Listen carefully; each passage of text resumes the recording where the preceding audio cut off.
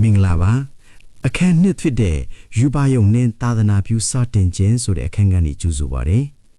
1900ပြည့်နှစ်ဝန်းကျင်ကာလဟာဇိုမီယူမျိုးတွေအတွက်သမိုင်းဝင်အခက်အပြောင်းတွေထစ်ပေါ်ခဲ့တဲ့အချိန်ကာလဖြစ်ပါတယ်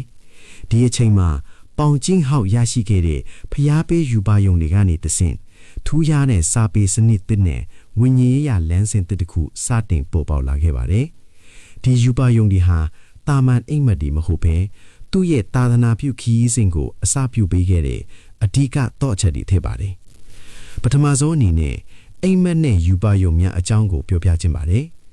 ပေါင်ကျင်းဟောက်အနေနဲ့ခေါင်းဆောင်မှုနေရာကိုယာယူဖို့အတွက်ဖျားသခင်နဲ့တိုက်ရိုက်အဆက်အသွယ်ရှိတယ်ဆိုတာကိုသက်သေပြဖို့လိုအပ်ခဲ့ပါတယ်မတန်းဒီအရာသူဟာယူပါယုံမြင်နေတဲ့နောက်စာပေတစ်တစ်ခုကိုတီထွင်ခြင်းစိတ်ပြင်းပြလွန်းလို့နေရောညပါအိမ်မပြုံနိုင်ဖြစ်ခဲ့ရပါတယ်ဒါဟာဇိုမီစာပေပေါ်ပေါက်လာဖို့အတွက်ပထမဆုံးတွန်းအားဖြစ်ခဲ့ပါတယ်နောက်ထပ်ထူးခြားတဲ့ယူပါယုံတစ်ခုကတော့နေမင်းကိုမြင်းကဲ့သို့စီးသူနီစာကောလီရဲ့ဗျာဒိတ်တို့ထင်ပါတယ်အဲ့ဒီပုဂ္ဂိုလ်ကငါဟာကောင်းကင်မြေကြီးနဲ့တက်ရှိတမဲ့အားလုံးကိုဖန်ဆင်းတဲ့အရှင်ဖြစ်တယ်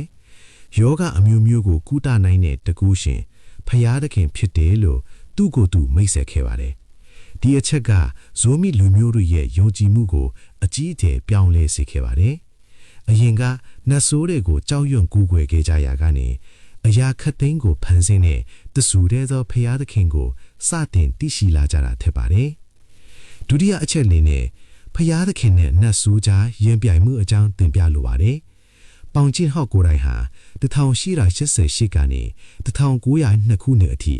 15နှစ်ကြာအောင်ယောဂဝေဒနာခံစားခဲ့ရပါတယ်။ရိုးရိုးနီလန်းအတိုင်းနတ်ပူဇော်ပေမဲ့မတတ်တာခဲ့ပါဘူး။ဒါပေမဲ့ဖျားသခင်ရဲ့တကောတော်ကြောင့်ငွေကြေးတပြားမှမကုန်ပဲချက်ချင်းပျောက်ကင်းသွားခဲ့ပါတယ်။ဒီအတွေ့အကြုံကဖျားသခင်ရဲ့တကောတော်ဟာနတ်ဆိုးတွေထက်တာလွန်ကြောင်းသက်သေပြလိုက်တာပါပဲ။ဒါအပြင်သူဟာနတ်ဆိုးတွေကိုနှင်ထုတ်နိုင်တဲ့အခွင့်အာဏာကိုလည်းရရှိခဲ့ပြီးလူအများရဲ့ယုံကြည်မှုကိုရရှိခဲ့ပါတယ်။တတိယအချက်ကတော့လိုက်ပြန့်ပါဆိုတဲ့ပွဲအမည်ပေါ်ပေါက်လာပုံဖြစ်ပါတယ်။လိုက်ပြန့်ပါဆိုတာ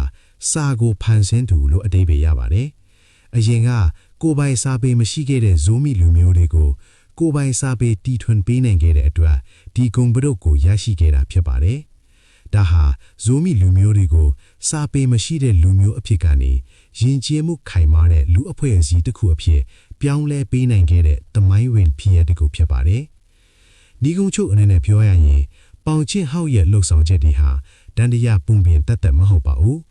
1930ခုနှစ်အိန္ဒိယတန်ကောင်စာအရင်ခန့်မှာသူ့ရဲ့လှုပ်ဆောင်ချက်တွေဖျားပေးစာပေအခရာတွေနဲ့တွန်တဲ့ချက်တွေကိုတရဝယ်မှတ်တမ်းတင်အတိအမှတ်ပြုထားလာဖြစ်ပါတယ်